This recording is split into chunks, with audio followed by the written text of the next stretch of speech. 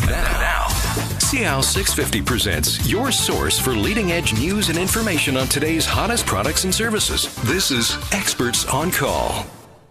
Welcome to our show. This is Key Pacific Experts on Call and StrataLife on Experts on Call on 650 CI. I'm Tony Giavento, your host, and this evening in the studio we have Gord Lee, who is the broker with CMW Insurance, who's joining us, and Dan Ahern, who is the broker and manager for Key Pacific Management in New Westminster. Pleasure to have you both in the studio tonight. Thank you, Tony. Right on. Thank you. We're going to talk about what happens when a strata corporation gets sued, when there's some litigation, and how that relates with respects to the insurance of the strata corporation, what things that strata corporations can do to protect themselves. We'll go through kind of an outline of kind of the roles of the different kinds of insurance for stratas, and we have a caller that who's going to be talking to us about their insurance in a little while as well, because there's some issues that have come up. So kind of a bit of a show around insurance, but liability and, you know, kind of general risk that everybody goes through. Fun stuff. Yeah, it's not that any strata ever gets sued. No, hardly ever. The bigger question is who's being sued this week, right? Yeah, and when. So, Gord, from the perspective of the insurance broker, give us a little bit of an idea about what the insurance brokers actually do, because that's who the strata corporations, the councils, and the property managers deal with. They deal with the brokers, not the insurance companies. Yes, well, broker's role is really acting on behalf of the client, which is the strata corporation, and the property manager.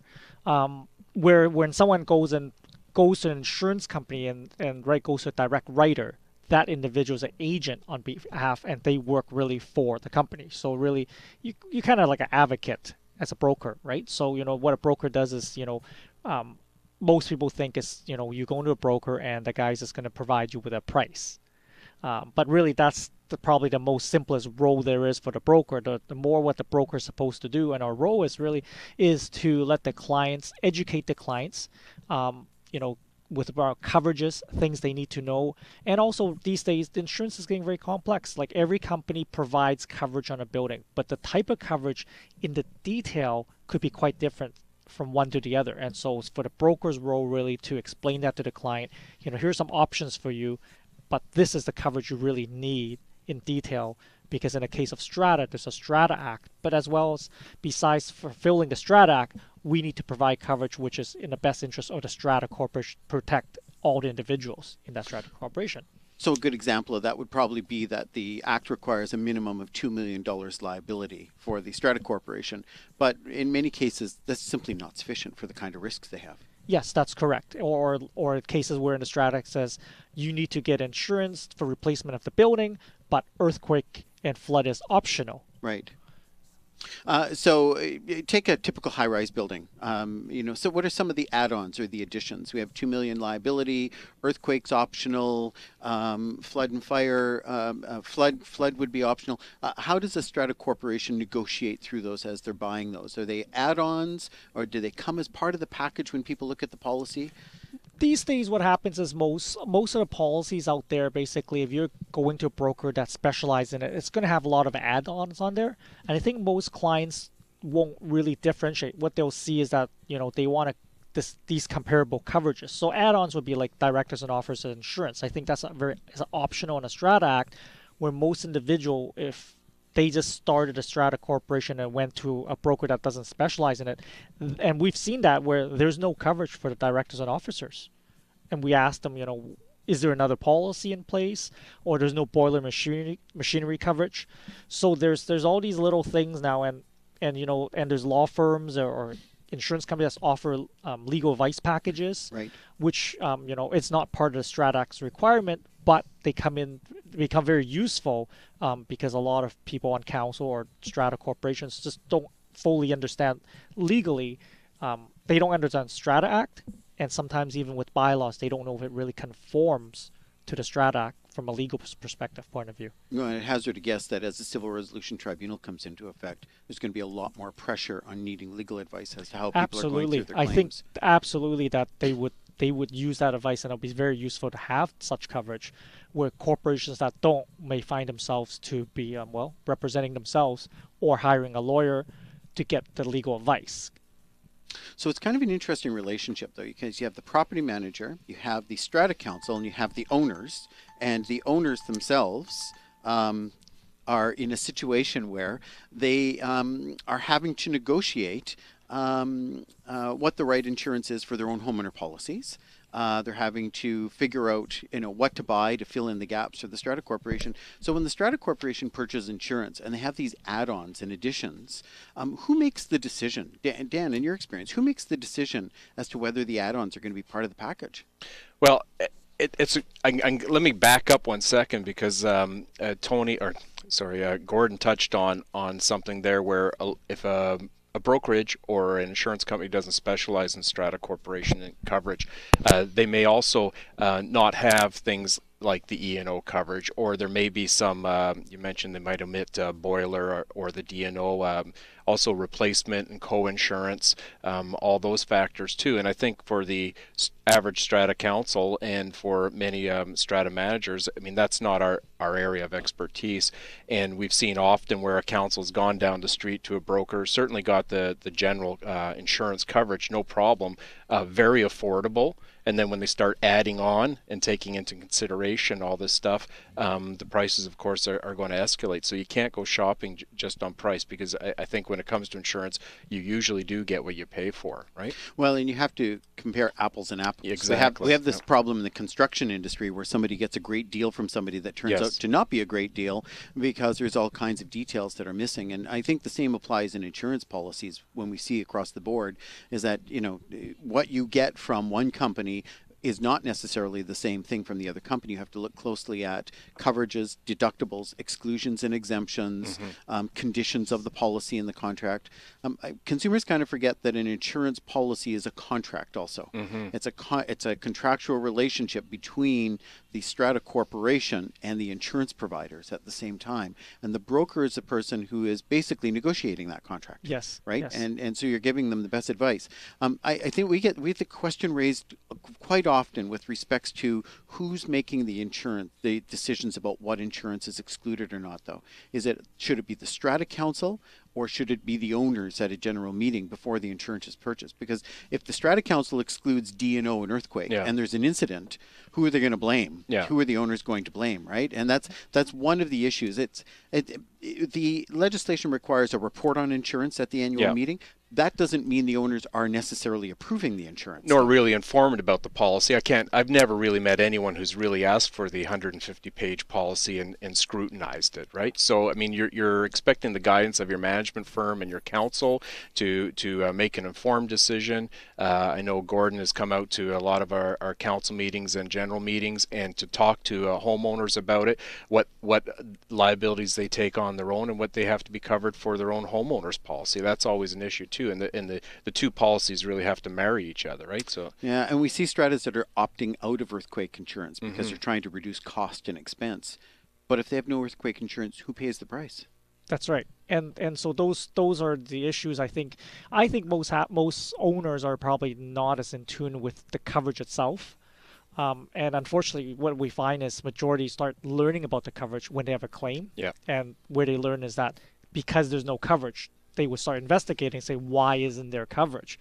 99% it's too late. Right. Where Dan says very few owners actually request the coverage wordings, which is the majority of the contract. So not the 2 pages which most people see, which we call the declaration page, but the wording itself. So all the times the last 20 years in this business, I've had one individual ask for that wording and actually reviewed it all because he came back with question. But, it's just a rarity. And so most people, are not going to read that or understand it, unfortunately. So you do have to rely on the broker. And I suggest, if you're not sure, ask questions, because you don't need to read the wordings. You just need to know, what am I really covered for? Is there fire coverage? Is there earthquake coverage? What happens if, a tree falls on my home? Am I covered? And those are the questions I think individuals need to know and ask. And the increasing deductibles these days, especially for water escape, right? I think the homeowners want to be cognizant that they could be responsible for some of these deductibles. And the corporation as a whole may be saving thousands of dollars, but the individuals may be on the hook for $25,000, $50,000, $100,000 deductibles.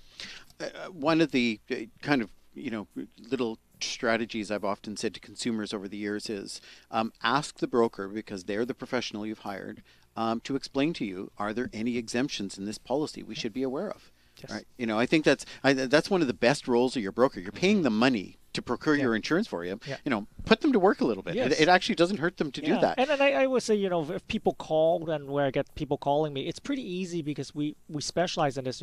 We can't go over every exclusions, but there are key things that we'll point out, like, your deductible. If damage comes to a unit, you're probably going to have a bylaw. The Strata says they can come back for your deductible. That's really important. Do you have insurance to cover that, or do you have $20,000 sitting around that if that happens, right? And we go through these things, which really fundamental. Most people, I would say, probably half the population may not have even those basic coverages, right, which we would point out, say, that's your policy, that's what it does. But here's kind of those missing gaps, missing coverages that you need to fill in, to protect yourself. Well, and one of the big gaps is often the living out expenses, right? If you have to move out of your unit, do you have that coverage? Does the Strata Corporation have some coverage that can provide for that as well? And if you don't have the coverage, you have to pay to live somewhere. Some of the recent claims that have happened that are substantial, I think the most number of calls that I've had have related to why do we have to keep paying our Strata fees while the building is being repaired, right? And, newsflash for you, you have to keep paying your Strata fees, you have to keep paying your mortgage, you have to keep paying all of your other bills. Just because you can't live in your unit because of the situation doesn't mean you're exempt from, the costs associated with this insurance claim. So it's kind of an interesting challenge. How many Stratas, if you were to do an estimate of Strata owners, what do you think the numbers are of people who actually have homeowner insurance policies? I would estimate no more than 50%. Oh, definitely more. When we see the large losses come through and fires and all that, the percentage is between 30 and 50. If we're 50, we think that's pretty good. Sometimes you only get 3 people out of 10. Yeah. Right. 3 out of 10 that says we got insurance, and the other 7 says we have no insurance at all. And it's displacing them. Where do they live? Is their content what they're going to do? If their content's not major damage, where do they store it to? They need to move and pack it up. So, and not having that insurance, that's where we see is you really need insurance, because I've never had one of those people call and say, oh, that's okay, I can look after this. They'll always ask, is there any other way for the Strata insurance to cover us? Right. Or can I buy insurance now to get coverage for that? Well, and homeowner living out expenses are often related to the valuation of your content insurance as well. Yes. So, the extent of coverage that you have to be able to have a living out expense is linked to how much you've insured for your content coverage. And even if people do have insurance policies, they don't do reasonable inventories of their personal possessions and insure them reasonably well or properly. No. That's another problem we have. No, and when we see a lot of these claims come through for personal insurance, I would say probably 50%, the same percentage that are underinsured, because they forget that when their content is damaged or they need to move out, the packing charge is not like where you call your friends up, have pizza. The restoration company, have to package every individual items because they don't know the value of it. It could be antique, and as much as people sometimes will hear they charge so much for packing, they wrap everything, and because they need to, and they got inventory, store it. It gets very expensive. $5,000-$6,000 of moving costs just to pack these items up is not unusual, and then bring them back. And put them back in the in the cupboards for you. Not including the fact that they also may need some restoration while they're out on the away from the project as well. So, it's kind of an interesting topic though when you get into homeowner insurance and the general insurance of the Strata. My name's Tony Giavento. I'm the host of your show. This is Key Pacific StrataLife with experts on call. Gord Lee from CMW Insurance in the studio, and Dan O'Hearn from Key Pacific Management. And we'll be right back after these messages. This is Experts on Call on CIL 650.